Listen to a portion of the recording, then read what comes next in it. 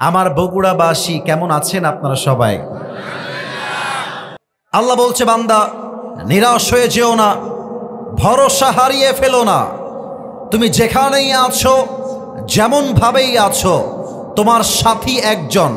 একটু আওয়াজ দিয়ে বলতে হবে, বলেন সবাই, আমাদের সাথী একজন। তিনি কে? 4 নম্বর আয়াতটা এখন তেলাওয়াত করার মাধ্যমে আমি তাফসীরে কামব্যাক করতে চাই। قُلْ لَن يُصِيبَنَا إِلَّا مَا كَتَبَ اللَّهُ لَنَا. Allah says in this ayah, whatever I have decided for you will must happen.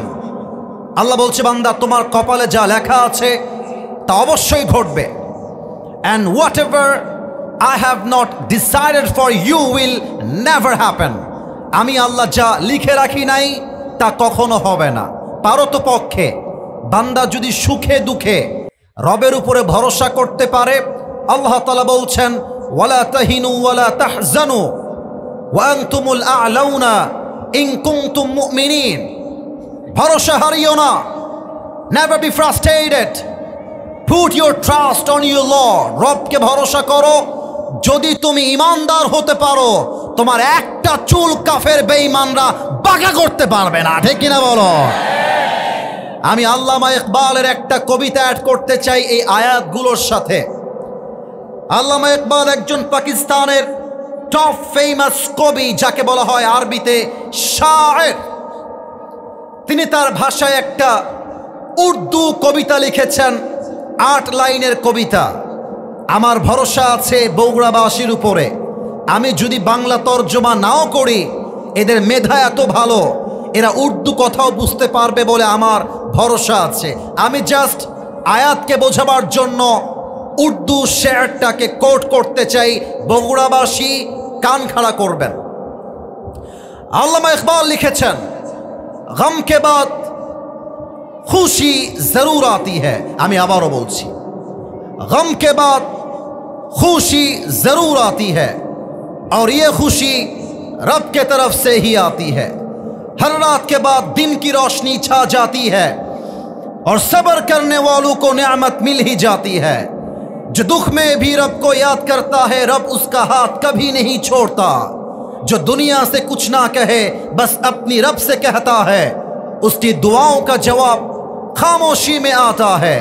इसलिए जब तुझे मांगना हो तो उसी से मांग, जब तुझे पुकारना हो तो उसी को पुकार, जब तुझे भरोसा करना हो तो उसी पर कर, क्योंकि भरोसे के काबिल सिर्फ वही है, वो तेरा रब है, वो तेरा अल्लाह है।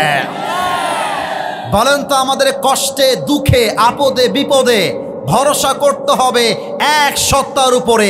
আওয়াজ দিয়ে বলবেন বগুড়ার ভাইরা, তিনি কে?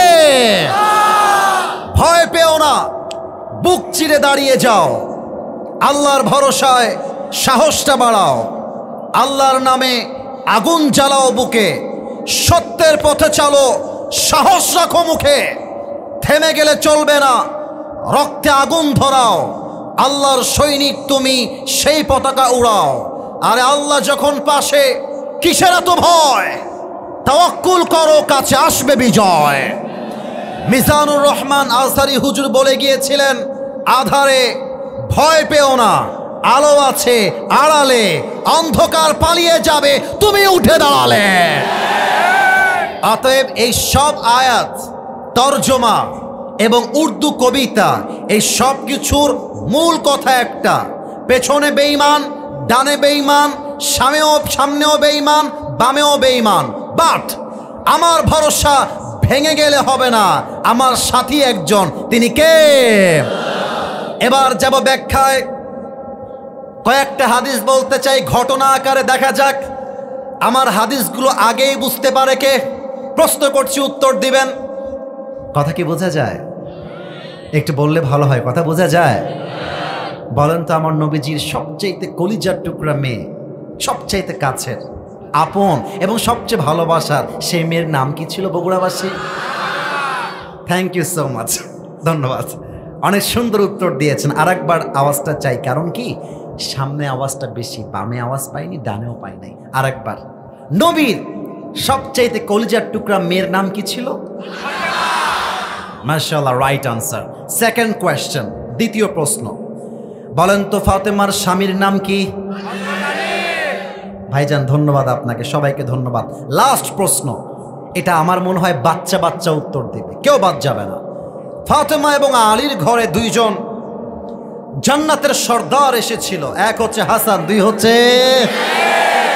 বলেন সবাই আল্লাহু আকবার। যুবক ভাইরা, তোমরা মেয়ে পছন্দ হইলে পেছন পেছন লাইন মারো কেন বলো তো? আলী রাদিয়াল্লাহু তাআলা আনহুর থেকে শিক্ষা নাও। মেয়ে পছন্দ হয়েছে, মেয়েকে প্রস্তাব দেয় নাই, সোজা গিয়ে নবীকে প্রস্তাব, আপনার মেয়েকে বিয়ে করতে চাই, আপনি দিবেন কিনা? নবীজি বলছে, আলী আমি দিব না কেন, তোমার সঙ্গে ফাতেমার বিয়ে এটা আল্লাহ কর্তৃক ফায়সালা, মিয়া বিবি রাজি তো ক্যা করেগা। আচ্ছা দেখো, আলীকে আল্লাহ তাআলা কি পরিমাণ তাওয়াক্কুল দিয়েছেন তার একটা এক্সাম্পল হিসেবে একটা হাদিসের ঘটনা বলতে চাই। খন্দকের যুদ্ধে এক কাফের, তার নাম হচ্ছে আমর বিন মারহাব, মদিনায় ঢুকে পড়েছে। মদিনায় ঢুকে আমার দিকে একবার দেখবেন, যদিও বা সবাই দেখছেন আমি জানি, আর একবার দেখবেন। আমি উত্তর চাই, আমার যেই জামাটা আছে এটা কি পাঞ্জাবি না জুব্বা? জুব্বা। একটু জোরে বলেন, ওয়াজটা আমরা সবাই মিলে করব, একে সাথে মিলে করি কাজ, হারি জিতি। বলেন তো আমার পাঞ্জাবি না জুব্বা? বগুড়ার ধূপচাচিয়া বাসি, এটা কি লোহার নাকি কাপড়ের? খুব সুন্দর উত্তর দিয়েছো, লোহার না, এটা কাপড়ের। আচ্ছা আই এম সরি, একটু হঠাৎছি, এই যে ওয়েস্ট কোট এটা কি লোহার না কাপড়ের? কাপড়ের। কিন্তু আমর বিন মারহাব যে অ্যাটাক করতে এসেছে, ওর দেহের পুরো পোশাকটাই হচ্ছে লোহা। এই মাঝের পোশাক এটাও লোহার, মাথায় যে মুকুট বা টুপি এটাও লোহার। দাঁড়িয়ে গিয়েছে মুসলমানদের এলাকা ভরা মুসলমান, ডাক দিয়ে বলছে, হালুম্মু ইলাইয়া ইন কুনতুম সাদিকিন।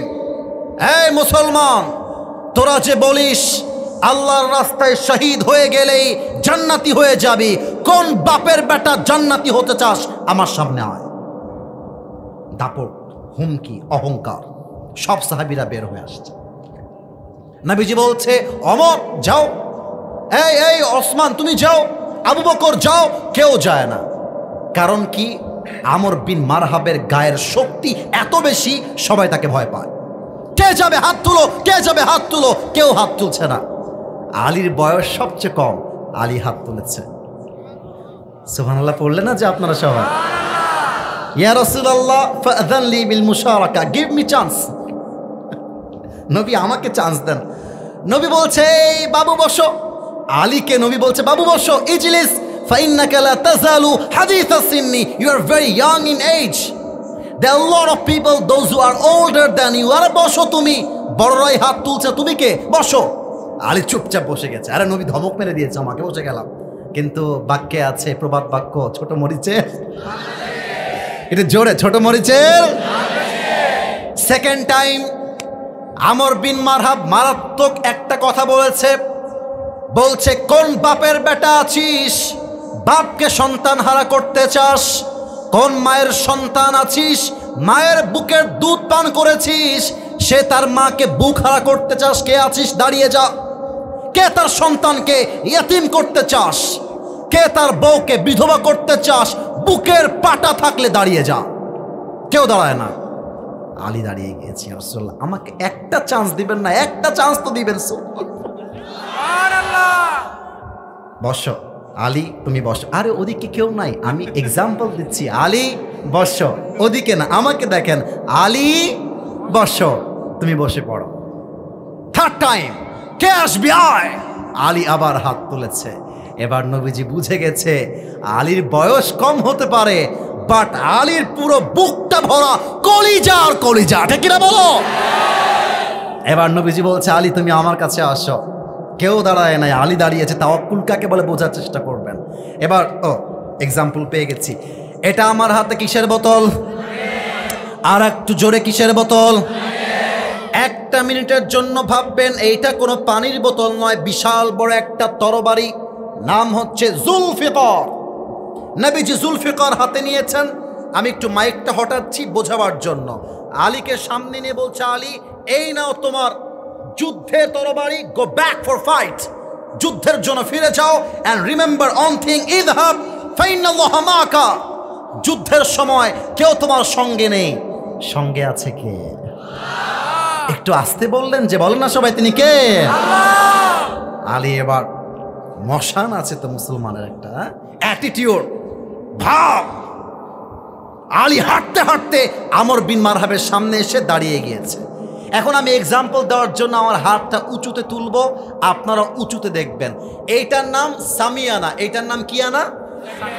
আর একটু জোরে, এইটার নাম কি? একটু বুঝবেন। আমি আসিফ হুজুর মাইকটা রেখে চেয়ার রেখে দাঁড়িয়ে গেলাম। সামিয়ানা আমি স্পর্শ করতে পারবো না, কেন? সামিয়ানা আমার চেয়ে অনেক লম্বা, উঁচুতে। আমর বিন মারহাবের হাইট এত লম্বা, আলী যদি আমর বিন মারহাবকে চোখ দিয়ে দেখতে চায়, তাকে দেখতে হবে। আর আমর বিন মারহাব আলীর থেকে এত লম্বায় আছে, যদি আলীকে সে দেখতে চায় তাহলে চোখটা এমন নয়, চোখটা রাখতে হবে এমনভাবে। বলেন তো, হাইট আলীর কম না আমর বিন মারহাবের কম? আলীর কম। আলী হাইটে কম, দাঁড়ায় গেছে। তো আমর বিন মারহাব বলতেছে, মানাংতাই হল গোলাম, এই বাচ্চা তুমি কে গো? তোমার বাড়ি কোথায়? বাচ্চা তোমার বাড়ি কোথায়? এটা কাকে বলছে? আসাদুল্লাহি আল গালিব, আল্লাহর সিংহ। আলীকে বলছে, এই বাবু তোমার বাড়ি কোথায়? আলীর গা গরম হয়ে গেছে, বাট নবীজি বলেছে, আলী আগে ঠান্ডা মাথায় কথা বলবা। এবার আলী বলছে, কন্ট্রোল, রাগ কন্ট্রোল। আনাল্লাযী সাম্মাতনি উম্মি হায়দারা, আমি হলাম সেই যুবক যাকে তার মা দিয়েছে হায়দারা। হায়দারা মানে কি? আরবিতে হায়দারা মানে হচ্ছে এমন সিংহ যখন সে অ্যাটাক করে, শিকারকে শিকার না করা পর্যন্ত তার আক্রমণ থেমে যায় না, তার নামই হায়দারা। আল্লাহু আকবার। এবার আমর বিন মারহাব টিটকারি মেরে বলছে, ও আচ্ছা আচ্ছা তাই নাকি, মজা করে, মানে ওকে গুনছে না, পাত্তা দিচ্ছে না। বলছে, ও আচ্ছা আচ্ছা তাই, আচ্ছা আগে বলো তোমার আসল নাম কি? এবার আলী ঠান্ডা মাথায় বলছে, ইসমি আলী, আমার নাম হলো আলী। আরে আলী, তুমি কি আলী বিন আব্দুল মুত্তালিব? তোমার বাবা কি আব্দুল মুত্তালিব? বলছে, নো নো, আনা আলী বিন আবি তালেব। আমার বাবার নাম আব্দুল মুত্তালিব নয়, তিনি আমার দাদা, আমার বাবার নাম হচ্ছে আবু তালেব। বলছে, আয় হায় হায় ভাতিজা, তুমি, তোমার বাপ তোমার ভাই লাগে, আমার বন্ধু মানুষ, তুমি তো আমার ভাতিজা। তো আমি কি আমার ভাতিজার সঙ্গে মারামারি করব? চাচা হয়ে ভাতিজা সোনামণি, যাও যাও, এভাবেই বলছে, যাও যাও আলী তুমি চলে যাও, আমি তোমার গায়ে হাত তুলবো না, তুমি বাচ্চা মানুষ, আমার একটা শান আছে, শৌকত আছে, ব্যক্তিত্ব আছে, আমি তো ছোট্ট বাচ্চার সঙ্গে যুদ্ধ করতে পারবো না, আলী তুমি চলে যাও। এবার আলীর মাথা গেছে গরম হয়ে। আলী বলছে, এই বেটা তুই কারে কি বলিস? একবার আয় যুদ্ধ করতে, একটা কোপ মারবো তোর কল্লা 40 হাত দূরে গিয়ে পড়বে। আল্লাহু আকবার। এবার আমর বিন মারহাবের গায়ের রক্ত গরম হয়ে গিয়েছে, বলছে, আয়, কার গায়ে কত জোর প্রমাণ হয়ে যাবে। এবার আলী একটা মারাত্মক দামি কথা বলেছে, এটা বলতে চাই, তবে একটা প্রশ্ন করব, যদি উত্তর না দেন তবে আমি ভুল বুঝবো আপনাদের সবাইকে। দেখা যাক উত্তর দিতে কেউ লজ্জা পায় কিনা। সর্বপ্রথম রংপুরে যে যুবকটা বুকের তাজা রক্ত এমন করে দিয়ে শহীদ হয়েছিল, আসতে কেন জোরে বলেন, নাম কি? আচ্ছা বগুড়ার ভাইয়েরা, আমাকে আপনারা কোনো রাজনৈতিক আলাপে নেবেন না, আমি যা বলছি একদম জাস্টিসপূর্ণ কথা। উত্তর দিবেন না, বুঝবো আপনি স্বৈরাচারের পক্ষ হয়ে কাজ করছেন, আমাকে উত্তর করতে হবে। বলেন তো, শহীদ আবু সাঈদ রংপুরের মাটিতে কখনো কাউকে রাস্তায় বের হয়ে গুলি করেছিল? এত আস্তে কেন গুলি করেছিল? সে জাস্ট বলেছিল আমরা কোটার সংস্কার চাই। আপনারা নিজেরা তার গায়ে গুলি চালিয়েছেন। তার একটা গুলি তার বুকে লাগে নাই, এই গুলি লেগেছে 18 কোটি তাওহীদ জনতার কলিজায় গিয়ে আঘাত করেছে। আমরা কাউরে আগ বাড়ায় মারতে চাই না, বাট কেউ যদি আমাদেরকে মারতে আসে ওই হাত আমরা ভেঙ্গে গুড়িয়ে দিব, এটার নামই তো ইসলাম। আলী বলছে আমর বিন মারহাব, আমি তোমারে মারতে পারবো না, আগে তুমি মারবা, তোমাকে ডিফেন্স অ্যাটাক করতে গিয়ে আই উইল অ্যাটাক অ্যাগেন, আমি অ্যাটাক করব, তার আগে না, আসো মারো। এখন সমস্যা হচ্ছে কি, আমার সামনে table, microphone, right side, left সাইডে there lot of people are here, আমি মুভ করতে পারছি না, তবে মাইকটা হটিয়ে একটু দেখাচ্ছি, হালকা করে হাদিসটা বোঝা ট্রাই করবেন। আমর বিন মারহাব যতটুকু দেখা যায় 2 হাতের তরবারি দিয়ে এইভাবে শক্ত করে ধরেছে সামনে, আর 2টা পা, 2 legs are attached together, 2টা পা একসাথে করেছে, তরবারির সামনে 2 পা একসাথে, একটা লাফ দিয়েছে, গায়ের সমস্ত শক্তিকে এক করে আমর বিন মারহাব আলীর ডান কাঁধে একটা আঘাত করেছে।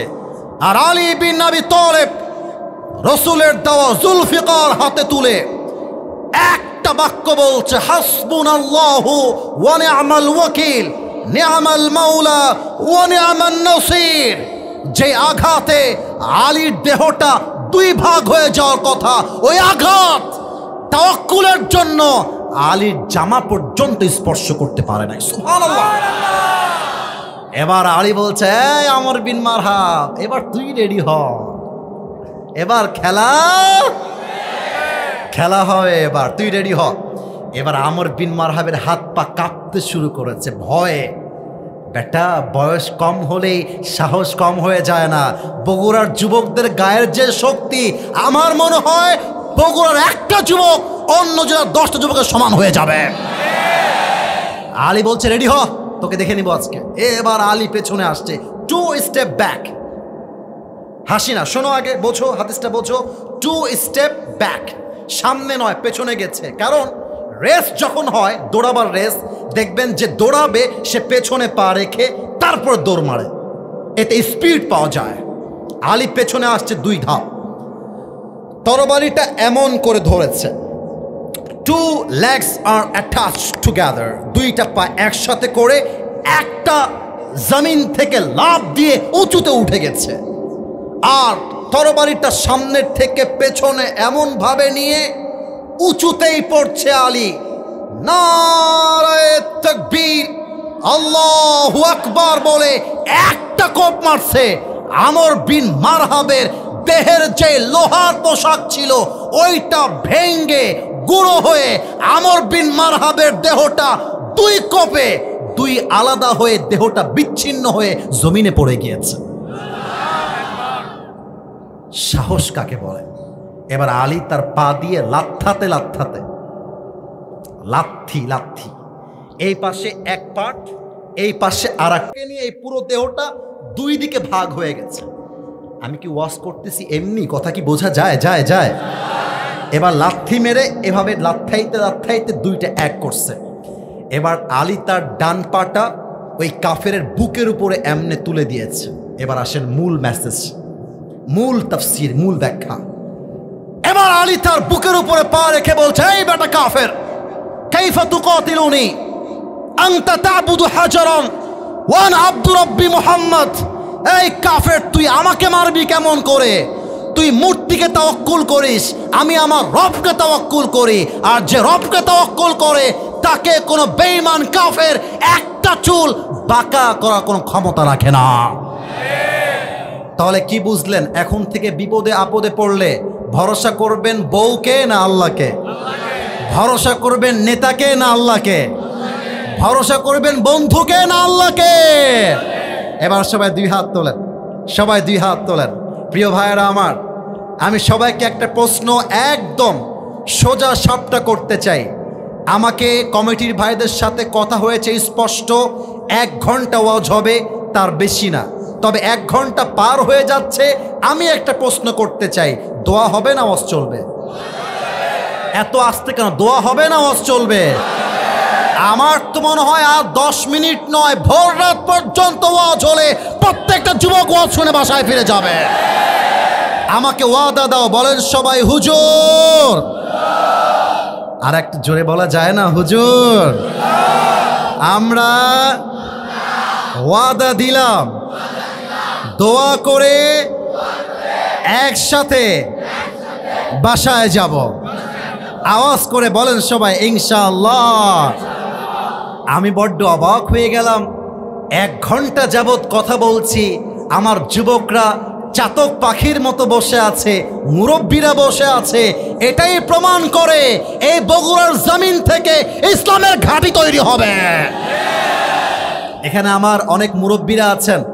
আল্লামা সাঈদী কিন্তু বগুড়ার মাটিতে ওয়াজ করেছেন, আপনারা অনেকে জানেন, অনেকে জানেন না। আমি আসিফ হুজুর একটা রিভিউ দিচ্ছি এই মুহূর্তে, যেটা হয়তোবা ফেসবুকে কোটি কোটি মানুষ শুনবে, আপনারাও শোনেন। আল্লামা সাঈদী হুজুর তার জীবনের শ্রেষ্ঠ ওয়াজ করেছেন এই বগুড়ার মাটিতে, সবচাইতে সুন্দর ওয়াজ। আপনারা ইউটিউবে সার্চ করবেন বগুড়ার মাটিতে সাঈদী সাহেবের ওয়াজ। এত চমৎকার কথা, এত চমৎকার ভাষা, আমার কাছে মনে হলো ব্যাপার কি, সাঈদী হুজুর বগুড়ার মাটিতে এত সুন্দর ওয়াজ করছে কেমন করে? তো সাঈদী হুজুর বললেন, বগুড়ার মানুষ এত সুন্দর করে বসে বসে ওয়াজ শুনে, ওয়াজ করতে কলিজা ভরে যায় বক্তা, ঠিক কিনা বলে? একটা তাকবীর দেন দেখি, নারে তাকবীর। লাস্ট তোর বউ হবে না, বেটা তোর বউ পালাবে। রাজশাহীতে বলে কি জানেন, জবের ব্যাপার কোথা যাচ্ছে বে, রাজশাহীর ভাষা। পিচ্ছি একজন উঠে গেছিল, ওকে বসায় দিয়েছে। এদিকে তাকান, আমরা কি হাদিসটা বলবো না কি বলবো না? বলতে হলে আমাকে উত্তর করতে হবে। বলেন তো, মুসলমানদের ইতিহাসে প্রথম যে যুদ্ধ রমজান মাসের শুরুতে হয়েছিল, সে যুদ্ধের নাম কি? কে বলতে পারে? এই প্রথমে কে বলেছেন একটু হাত তুলবেন। মাশাআল্লাহ, ও অনেকে বলেছে বদরের যুদ্ধ। অনেকে বলতে ভয় পেয়েছেন। আর একবার যুদ্ধের নাম 80% আসছে, 100 ভাগ এখনো আসে নাই। যুদ্ধের নাম। আর একটা প্রশ্ন, বলেন তো, বদরের যুদ্ধে মুসলমানদের সংখ্যা 300, আর একটু জোরে 300, আর কাফেরদের সংখ্যা 1000। তাহলে মুসলমানদের সংখ্যা 313, কাফেরদের সংখ্যা কম না বেশি? অনেক বেশি। কিন্তু আল্লাহ রসুল যুদ্ধের জন্য সাহাবায়ে কেরামদেরকে প্রস্তুত করছেন, আর ডাক দিয়ে বলছেন, সাহাবীরা শোনো, কাফেরদের সংখ্যা বেশি হতে পারে, বাট আমাদের বুক ভরা ভরসা আছে এক সত্তার উপরে। তিনি কে? এই যে মোবাইলে ভিডিও করছো ভাই, বকা দিব না, দাঁড়াও তো একবার ভাই, যান দাঁড়াও তো ভাই, বকা দিব না, বকা দিব না, দাঁড়াও, বকা দিব না, বকা দিব না, না না না, বকা একদমই বকা দিব না। আপনারা এখন বুঝবেন যে বকা দিব না। তোমার নাম কি ভাই? আচ্ছা, এই বগুড়াবাসী, ধূপচাচিয়াবাসী, আমার সাদা গেঞ্জিওয়ালা ভাই, ওকে দেখা যায়? আরে কথা বলেন, দেখা যায়? ও কিন্তু কোনো আলোচক বা বক্তা নয়, আপনারা বুঝবেন আমার কথাটা। আমি ওকে বললাম, এই তুমি স্টেজে আসো তো, দিয়ে মাইক দিয়ে বললাম, বাবু 10টা মিনিট ওয়াচ করো, কথার কথা, কথার কথা। ও প্রথমে সালাম দিবে, তারপর ওর প্যান্ট গরম হয়ে যাবে। কথা ভুল বললাম না ঠিক বললাম? বলেন। মানে হচ্ছে, মানুষ প্রথম কাজ করতে গেলে প্রথমে ভয় কাজ করে, পরে গিয়ে ভয়টা দূর হয়ে যায়। বসে পড়ো, বসে পড়ো। নবীজি যুদ্ধের জন্য মোটিভেট করছেন, বাট সাহাবায়ে কেরাম যুদ্ধ এটাই প্রথমবার করছেন। সংখ্যায় কম, অস্ত্রে কম, আবার কাফেরদের সংখ্যা অনেক বেশি। সাহাবীদের মনে একটা আলাদা ভয়, বলেন তো সবাই, আছে না নাই? এবার এক সাহাবী মাঝখান থেকে দাঁড়িয়ে গিয়েছে, ডাক দিয়ে বলছে, ইয়া রাসূলুল্লাহ, আপনি আমাদেরকে যুদ্ধের জন্য নিয়ে চলুন, আমরা কাফেরদের সাথে যুদ্ধ করব, যতক্ষণ পর্যন্ত আমার এই 2 চোখের পাতা খুলবে আর অফ হবে, বুকের তাজা রক্ত থাকা অবস্থায় একটা মুহূর্তের জন্য যুদ্ধ থামবে না। সুবহানাল্লাহ পড়বেন না আপনারা? নবীর বুকের সাহস বেড়ে গেছে।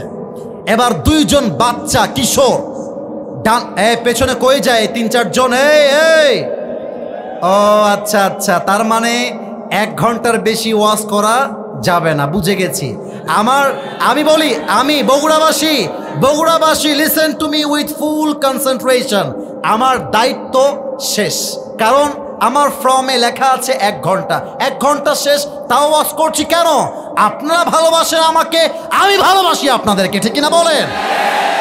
ওয়াল্লাহি, আল্লাহর কসম করে বলছি, সবাই চুপ করে বসে আছেন, চুপ করে যদি থাকেন তবে হাদিসটা বলবো। যদি আর একজন উঠে যায় এট দ্য সেম টাইম দোয়া হবে।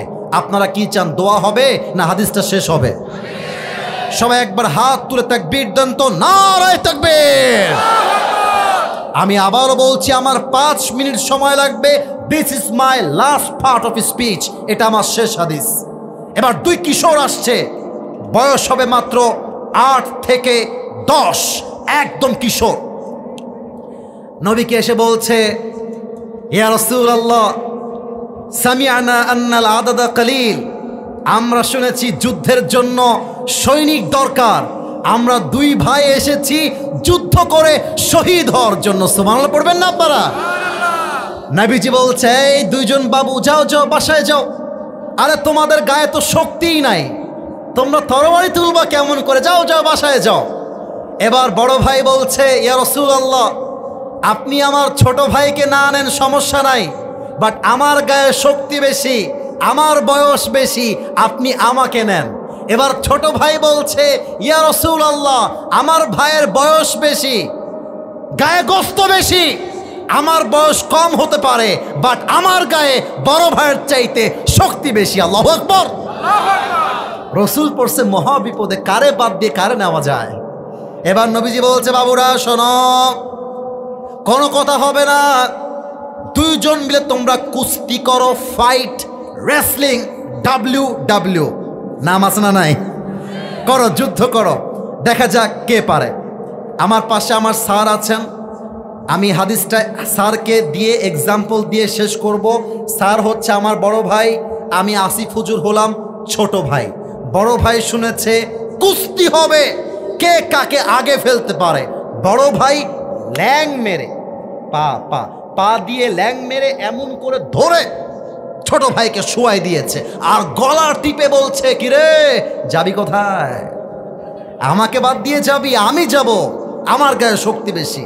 আর ছোট ভাই সেই চালাক, 1 চোখ বন্ধ করে ফেলছে এভাবে, আমার চোখ দেখেন, 1 চোখ বন্ধ, আর 1 চোখ খোলা, বলছে, ভাই তুই না আমার বড় ভাই, তুই না আমার ভালোবাসিস ভাই, ভাই আমরা একসাথে খেলি, একসাথে ঘুরি, একসাথে ঘুমাই, ভাই রে শক্তি একটু কমায় দে, একা যাবি কেন, আমাকেও নিয়ে চল। আরে আমি তো প্রায় বলি, যেই ঘরের ভেতরে ভাই ভাইয়ে মিল আছে, ওই পরিবারকে ভেঙে দিবে এমন বাপের বেটা জন্মগ্রহণ করে নাই। ভাই ভাইয়ের ভালোবাসা বড্ড অবাক করে ভালোবাসা। বড় ভাইয়ের মনটা গলে গেছে, বড় ভাই গলাটা এমনি চেপেছিল, জাস্ট একটু হালকা করে ছাড়ছে, ছোট ভাই উঠে, আমার বড় ভাই তো ডানেই বসে আছে, ধরে উল্টায় ফেলাই দিয়ে ওর বুকের উপরে উঠে গলা চাইপা ধরছে। আর নবীকে বলছে, ইয়া রাসূলুল্লাহ, আগেই বলেছিলাম এই বেটা শক্তি কম, শোনেন নাই? সুবহানাল্লাহ পড়বেন না তো সবাই? তো নবীজি বুঝে গেছে, ডাল মে কুছ কালা তো জরুর হ্যায়। ব্যাপারটা হচ্ছে শক্তি কম বেশি নয়, 2 জনের হৃদয়ে আল্লাহর তাওয়াক্কুল দিয়ে ভরা, ঠিক কিনা বলো? নবীজি বলছে, মাস এদিকে আসো, মুআজ এদিকে আসো। 2 জনকে 2 হাতে নিয়ে জড়িয়ে ধরেছে, আর ডাক দিয়ে বলছে, আল্লাহ তুমি সাক্ষী থেকো, এই 2 জন কিশোর বয়সে কম হতে পারে, বাট তোমার উপরে সম্পূর্ণ তাওয়াক্কুল আছে। আমি রাসূল তাদেরকে যোদ্ধা হিসেবে, মুজাহিদ হিসেবে, আর্মি হিসেবে আমার যুদ্ধে অংশগ্রহণ করবার পারমিশন দিয়ে দিলাম। সুবহানাল্লাহ পড়বেন না? চলে আসছি হাদিসের শেষ পার্টে। আচ্ছা, এই মাঠ, রাগ করবেন না, এই মাঠটা কি কোনো খেলার মাঠ না মাদ্রাসার মাঠ? আচ্ছা আচ্ছা, বুঝতে পারছি। এই বগুড়ায় স্টেডিয়াম আছে? আচ্ছা, তোমরা খেয়াল করবা, যুবকরা মুরব্বীরাও খেয়াল করবেন, স্টেডিয়াম কিন্তু গোল হয়, তাই না? আচ্ছা, যুদ্ধের যে ময়দান, আবারও বলছি, তোমরা আমার কথাকে মজার সুরে নয়, সিরিয়াসভাবে বোঝো। যুদ্ধের যে ময়দান হয়, এটা কিন্তু গোল হয় না, বিশাল লম্বা মাঠ, জমি বা ধান ক্ষেত টাইপের বিশাল বড় জায়গা, একদিকে কাফেররা থাকে আর একদিকে ইমানদাররা থাকে। তো যুদ্ধের ময়দানে মাআজ আর মুআজ দুই কিশোর ডাক দিয়ে বলছে আব্দুর রহমান বিন আউফ, চাচা আমাদেরকে বলেন তো এই কাফেরদের মাঝে আবু জেহেলটাকে। আব্দুর রহমান বিন আউফ বলছে, আরে বাবুরা তোমরা আবু জেহেলকে দিয়ে কি করবা? বলছে লাগবে, বলেন না কে? বলছে ওই দেখো দূরে কাফেররা গোল করে ঘিরে আছে, মাঝে যেই ঘোড়াটা আছে ওই ঘোড়ার পিঠে যে আছে হি ইজ আবু জেহেল। এই কথা শোনার সাথে সাথে দুই বাচ্চা তরবারিটা নিয়ে এক দৌড় দিয়েছে আবু জেহেলের কাছে। এখন কাফের যারা ঘিরে ছিল তারা ভাবছে আরে বয়স কম, এরা আবার কে রে, পাত্তায় দেয় নাই। দুই পিচ্ছি কাফেরদেরকে ডিঙ্গে গিয়ে আবু জেহেলের ঘোড়ায় মারছে দুইজন মিলে এক লাথির ঠেলায় আবু জেহেল ঘোড়ার থেকে উল্টায় পড়ছে। আর এদিকে আব্দুর রহমান বিন আউফ সুযোগ বুঝে পেছন পেছন আসছে। যখনই দেখেছে আবু জেহেলকে এক লাথি দিয়ে শুয়াই দিয়েছে, বাস আব্দুর রহমান বিন আউফ তরবারি বের করে নারায়ে তাকবীর আল্লাহু আকবার বলে একটা আঘাত করেছে। আবু জেহেলের কল্লা তার মাথা দেহর থেকে আলাদা হয়ে গেছে। এখন বলেন মুসলমানদের সংখ্যা বেশি ছিল না কম? এত আস্তে কেন? বেশি না কম? কাফেরদের সংখ্যা কম না বেশি? 313 জন সাহাবী হাজার কাফেরকে হারিয়ে দিয়েছে। এটার নাম গায়ের জোর নয়, এটার নাম ইমানের জোর, এটার নাম তাওয়াক্কুলের জোর, ঠিক কিনা বলো? অতএব আল্লামা সাঈদীর কথা কোট করে দোয়া করতে চাই। আমরা জানি 28 নভেম্বর ডক্টর জাকির নায়ক বাংলার মাটিতে আসার কথা ছিল, কিন্তু সেটা আজকে ক্যান্সেল হয়ে গেছে। আমরা বলবো আমরা কোনো রাজনৈতিক ব্যক্তি নই, বাট বাংলাদেশের মুসলমান হিসেবে বলতে চাই, যেহেতু ডক্টর জাকির নায়ক ভারতের জন্য বাংলাদেশে আসতে পারে নাই, তাই আমরা বলতে বাধ্য হব বর্তমান সরকারের অধিকাংশ যারা আছে তারাও কিন্তু ভারতের পা চাটা দালালি করছে। আমি স্পষ্ট ভাষায় বলবো, দেশ আমার, রক্ত আমার, এই মাটি আমার, এই মাটিতে আমার কথা চলবে, ভারতের কথা কেন চলবে? ভারত বলছে জাকির নায়ক আসলে তাদের কাছে ফেরত দেওয়া লাগবে, সে নাকি মোস্ট ওয়ান্টেড ক্রিমিনাল। আমি বলবো ডক্টর জাকির নায়ককে ফেরত দেওয়া ইয়ে তো বহুত দূর কি বাত হ্যায়। তার জন্য যদি জীবন দিতে হয়, জীবন দেওয়ার জন্য বাংলার মুসলমান প্রস্তুত থাকবে। আমরা চাই ডক্টর জাকির নায়ক আসুক, এই দেশের মাটিতে ইসলামের কাজ করুক।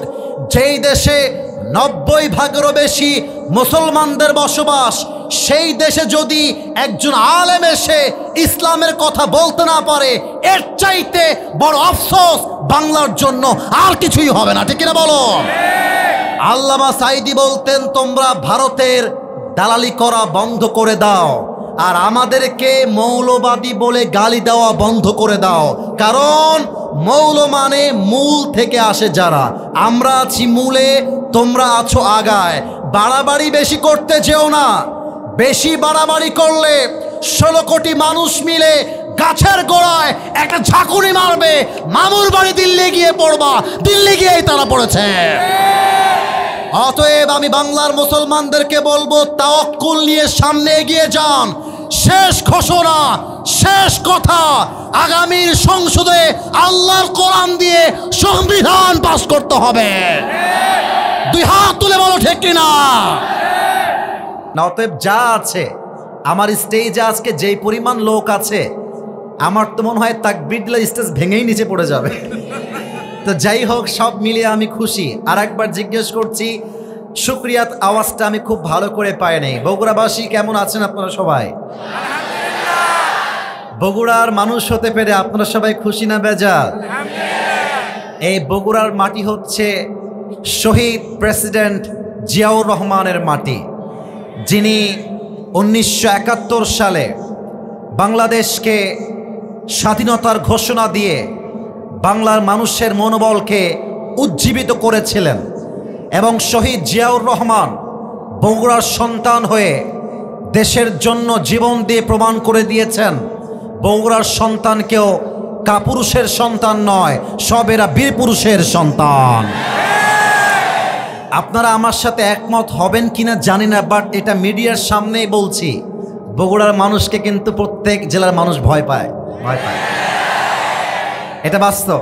আমি আমার ছাত্র জীবন থেকে দেখে আসছি, আমাদের ক্লাসে আশেপাশে সবাই বগুড়ার ছেলে দেখলে ভয় পেত, কারণ এরা যাকে ভালোবাসবে আই লাভ ইউ, যাকে অপছন্দ হবে আই হেট ইউ। মুনাফিকি এদের মাঝে নাই যুবক ভাই।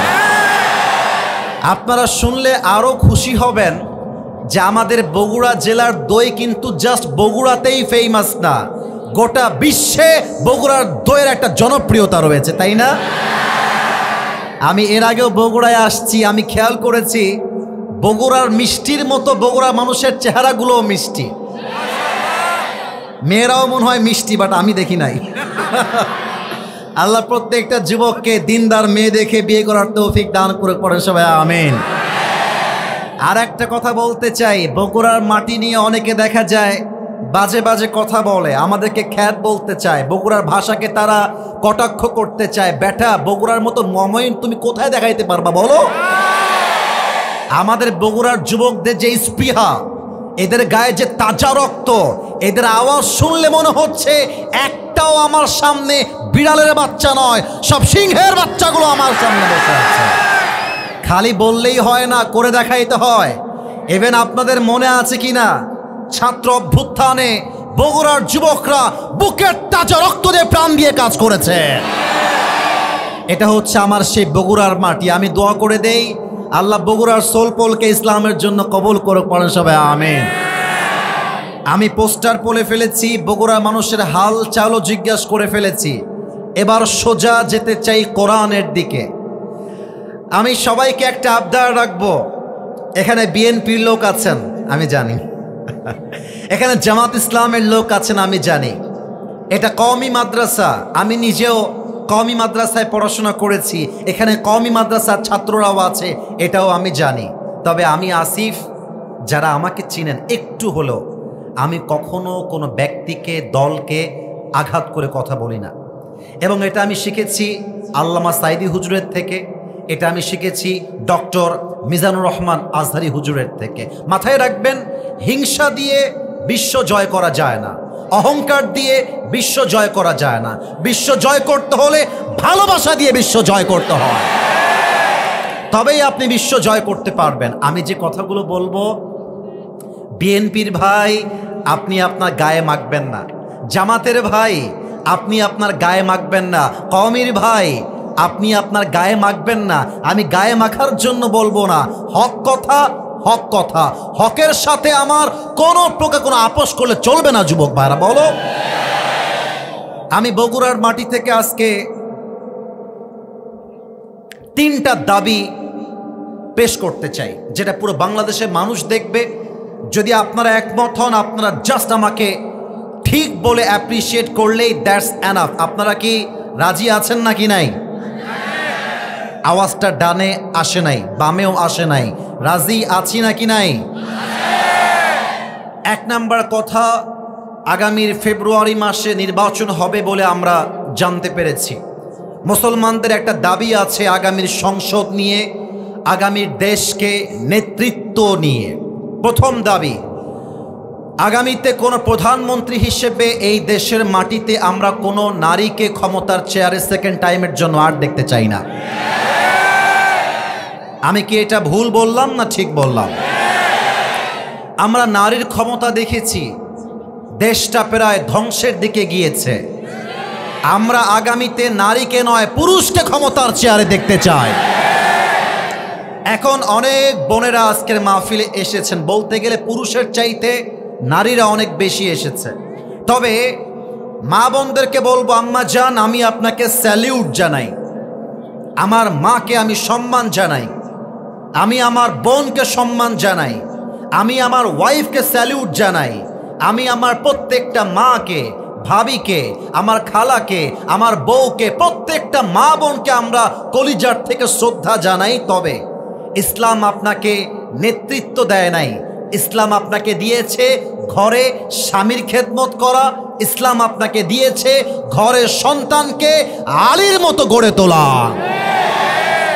আচ্ছা, এখন এখানে অনেক বিএনপির ভাইরা আছেন, তারা প্রশ্ন করতে পারে, হুজুর আচ্ছা আপনারা নারীকে ক্ষমতায় দেখতে চান না কেন?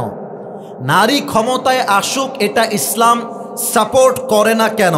আমি খুব সারসংক্ষেপ কোরআন থেকে উত্তর দিচ্ছি, বগুড়ার ভাইয়ারা লজিক্যালি কলিজার থেকে বুঝে নেবেন। নাম্বার ওয়ান কথা, নারীরা ক্ষমতার চেয়ারে আসবে না এই জন্য কারণ নারীকে ক্ষমতার চেয়ার আল্লাহ এই কোরআনে দেন নাই। প্রমাণ কি?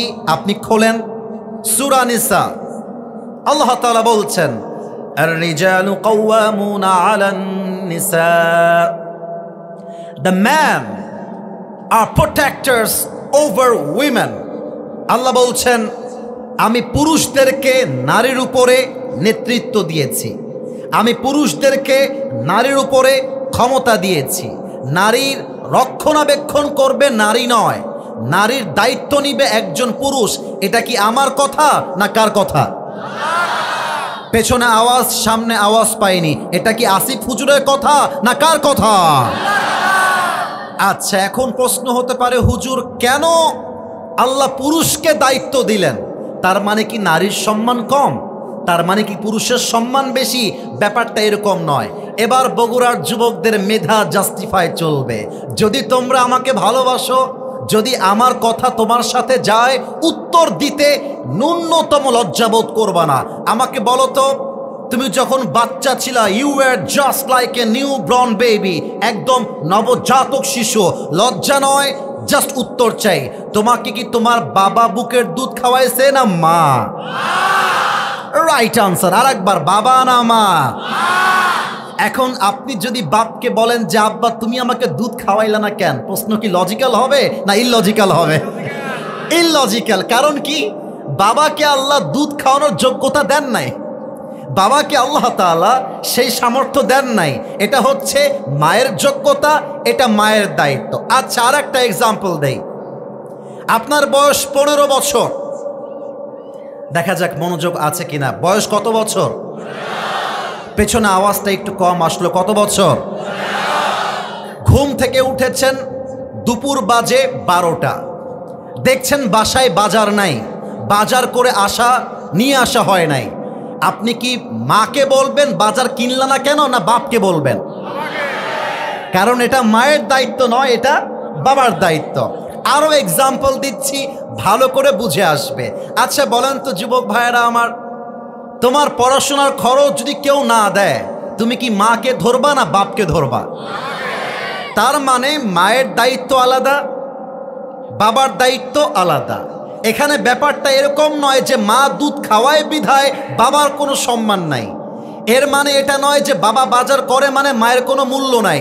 ব্যাপারটা হচ্ছে যে যেই যোগ্যতা রাখে তাকে সেটা দেওয়ার নামই হচ্ছে ইসলাম। এক নাম্বার কথা খালাস। 2 নাম্বার কারণ, নারীকে আমরা ক্ষমতায় দেখতে চাই না এই জন্য, আমার মায়েরা, আমি আপনাদের বিরুদ্ধে, আমার যুবকরা আপনাদেরকে শ্রদ্ধা করে, আপনাকে মা মানে, আপনাকে বোন হিসেবে আমরা দেখি। আমি অশ্রদ্ধা করে বলছি না, নারীদেরকে ক্ষমতা দেওয়া যাবে না এই জন্য কারণ নারীদের ভেতরে আবেগ কাজ করে বেশি, বিবেক কাজ করে কম। কথা ভুল বললাম না ঠিক বললাম? বলো বলো। আমাদের দেখবা বিবেক কাজ করে বেশি।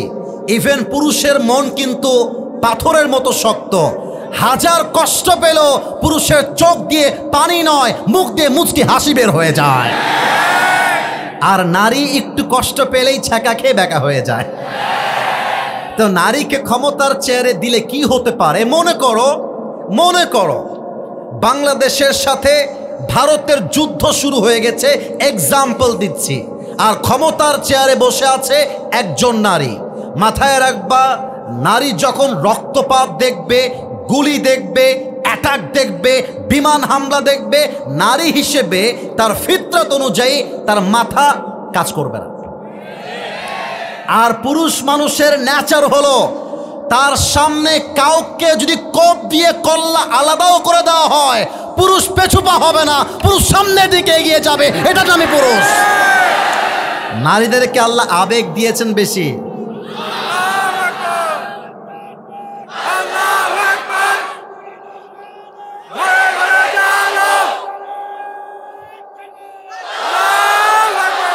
নারীদের আবেগ কম না বেশি? আর একটু কম না বেশি?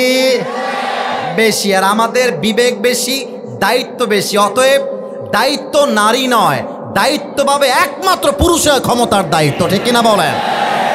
3 নাম্বার কথা বলেই আমি এই কথার পয়েন্ট শেষ করতে চাই। আমার কথায় কি রাগটা করেছেন? আমি কি ভুল ভাল কোনো কথা বলেছি? 3 নাম্বার কারণ হচ্ছে আল্লাহর রাসূল বলেছেন, লা ইউফলিহা কওমুন ওয়াল্লাউ আমরাহুম ইমরাতান। একটা জাতি কখনো তাদের ভাগ্যের চাকা পরিবর্তন করতে পারবে না যদি সেই জাতির নেতৃত্বের ক্ষমতায় থাকে একজন নারী, যার প্রমাণ বিগত 16 বছরে হয়ে গেছে। আমাদের কথা একটা, আমরা আগামীর ক্ষমতার চেয়ারে এমন একজন পুরুষকে দেখতে চাই, যে পুরুষ জাতীয় সংসদে দাঁড়িয়ে দেশের পক্ষে যেমন বক্তব্য দিবে, আমার দেশের প্রধানমন্ত্রী চাইলে ঢাকার জাতীয় মসজিদ বাইতুল মুকাররমে দাঁড়িয়ে জুমার খুতবা দেওয়ার যোগ্যতাও রাখবে। হাত তুলে বলতে কিনা?